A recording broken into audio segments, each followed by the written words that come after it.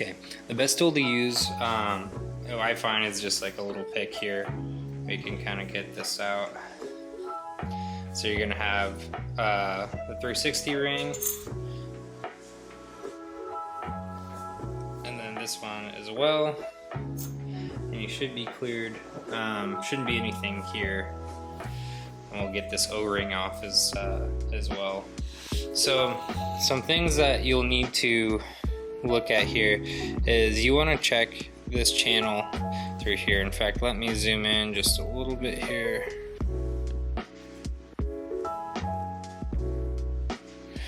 So if there's any scoring in here that you could physically really feel with fingernail or whatnot, that's probably a good indicator that you're going to need a new bearing housing.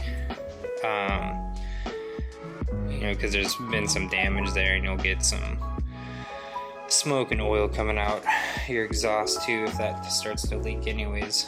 So yeah, so now we're pretty much stripped bare. Just because I know that this turbo was not on very long, I'm not going to take apart the I'm not going to pull the solenoid out or play with the little arm that controls the VGT. I'm just gonna go ahead and put this together just the way it is. Okay, so we'll open up our kit here. Just in the same order that we put it back up. You'll see how this lays here. So this one we'll put right in the center here, facing out. This one you can't really screw up because the little arms on each side, you know, you can't put it in essentially the wrong way. You can attempt to, like I just did, but that's how that's gonna sit, just like that. So you'll have a black O-ring in your kit that we'll put around the center here. Make sure that sits good in the channel. Sometimes I like to put like a little bit of Transgo, run it around the perimeter of the O-ring, and then that helps it kind of stick in the groove. Perfect. So you are just going to spread it over best you can.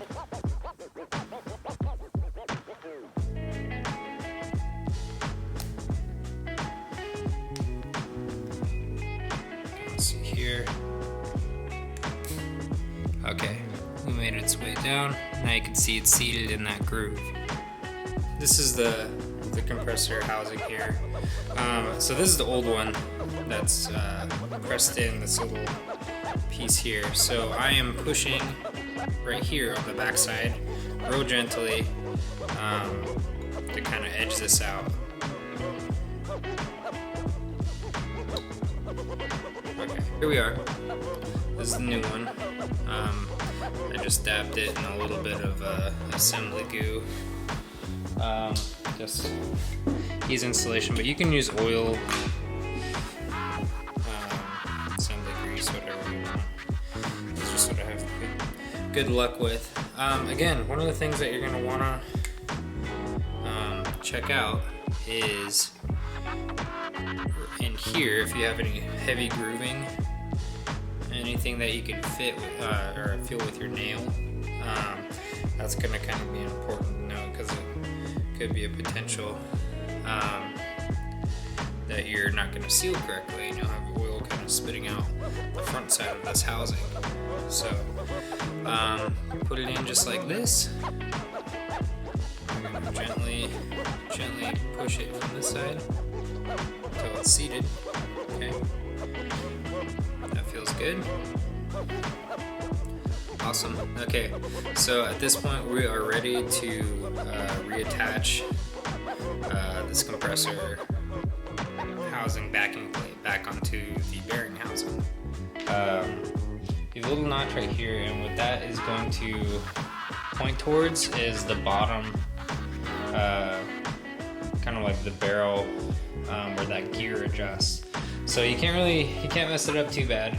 You just gotta align this down here and you'll find the closest set of holes. Should be right there. Perfect. And the KC kit, it comes with new bolts. Those 8mm 12 points are what we'll... Okay, once you have your new bolts here on the compressor backing plate, you are going to be, you need to torque those down in a cross pattern, 144 inch-pounds or 12 foot-pounds. And again, that's a 12-point, 8-point socket there.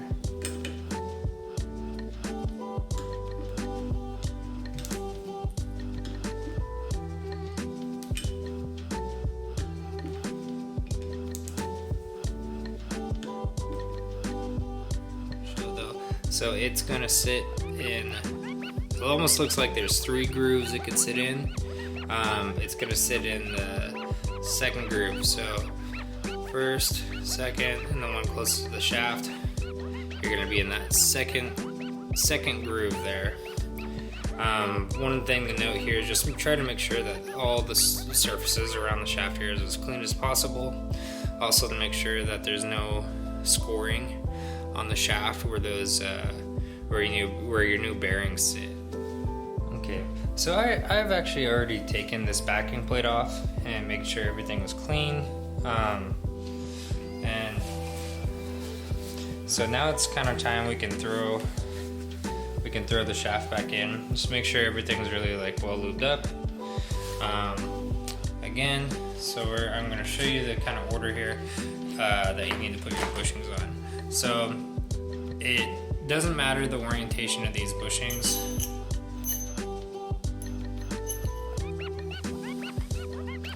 And then you have your oil slinger thing. And then one more bushing. Okay. Now with our housing pointed downhill, we can make sure our shaft's lubricated. Your bearings going there nice and smooth.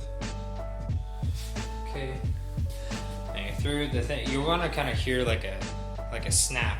What I like to do is push down as well as spin this in. Okay, so here we go. So the torque on this is really important.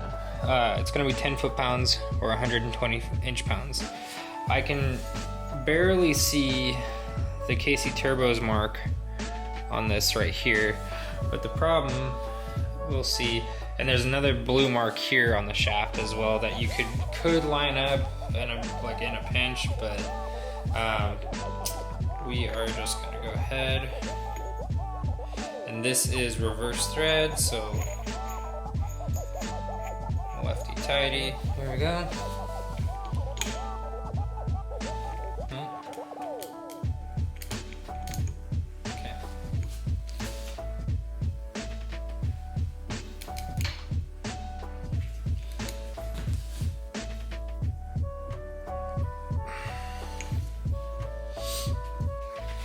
Put the compressor housing back on. So you're gonna have this orange O-ring here that goes around the perimeter here for the compressor housing.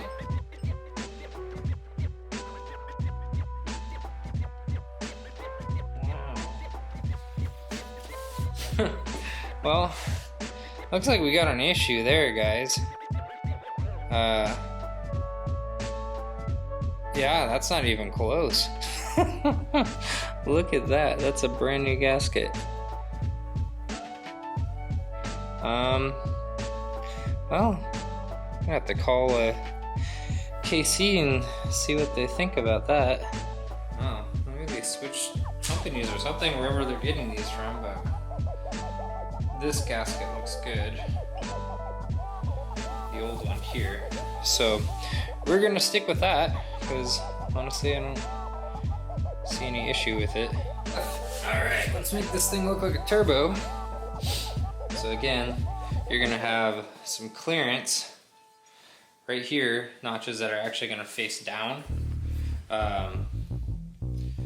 where that like little nub for the gear housing is. Alright, that looks good. Now I'll just put our 13 millimeter backing plate bolts on the back there, and then we can install our turbine housing on the other end. Dang, that looks good. Again, I just lay it on the edge here so it extends open like this, and we'll get our orientation after. So what I like to do is I like to take the unison ring, slide it all the way back, all the way forth, and what I like to do is just find it right in the middle. So what you'll see here is that you have a notch. That's great because you actually have a notch on your bearing housing or cartridge or whatever you want to call it that sits in. I don't know if you can see it in this picture, but you want that to face down. So if you, and with these in the middle, like the middle of their pivot, it kind of puts where the actuator arm would be also if it was in the middle. So therefore I kind of take the actuator arm and put that in its middle spot too. This is the best success that I've had on this, trying to put these on, but you want to go straight down. Try not to hit the turbine wheel and anything.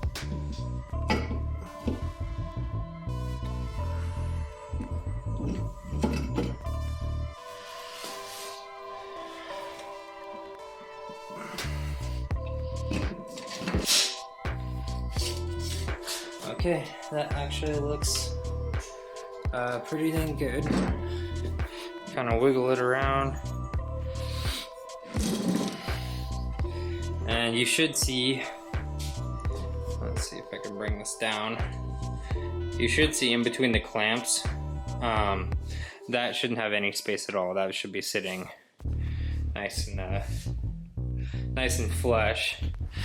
Before I do tighten it up, I do like to, I'll flip this over like this. Man, thing's heavy. And then I just like to give some taps. Make sure it's seated all the way down. Okay, so what I like to do is once the T-bolt is tightened up like 50 inch-pounds or so, just give it a last couple taps.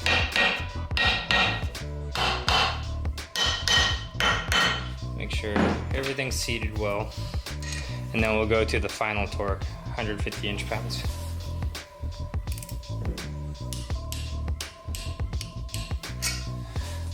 Okay guys, that wraps it up. So this is my junkyard KC turbo that I stumbled across.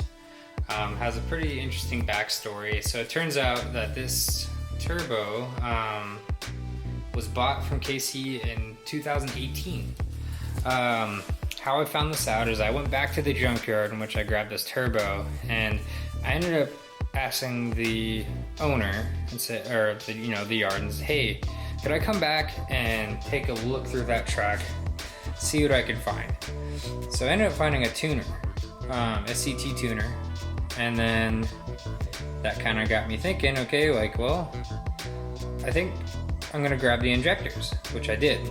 So I grabbed the injectors, I grabbed the tuner, and I also grabbed the engine computer out of that truck.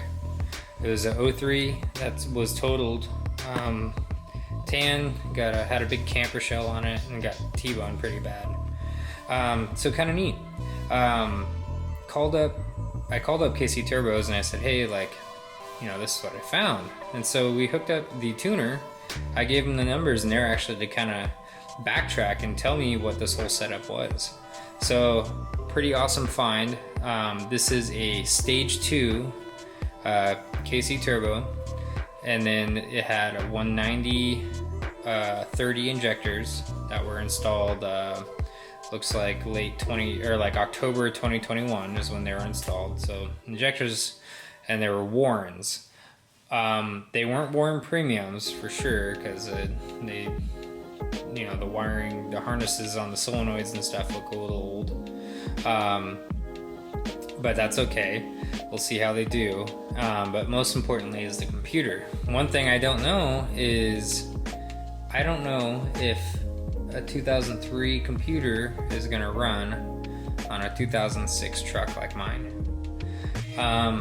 We'll figure it out. We'll see. I'll have another video of trying to see if maybe I can just unlock that tuner while keeping the tunes. But we'll see.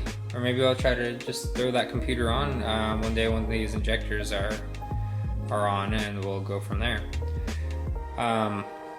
So pretty neat, and it looks like Truck Source diesel tunes were on that tuner as well. So pretty awesome. You know, you don't find stuff like that in junkyards very often. This is a, you know, give or take someone's backyard. You know, that they had this truck in. I mean, he had several trucks there. Call it a junkyard. He calls it a junkyard, but he was happy. I was happy. Had a great rebuild on this, and I think this turbo is gonna have plenty of life. Next thing is we'll see how it does on stock injectors. I think I'm gonna put this turbo in just to see how it feels on stock injectors.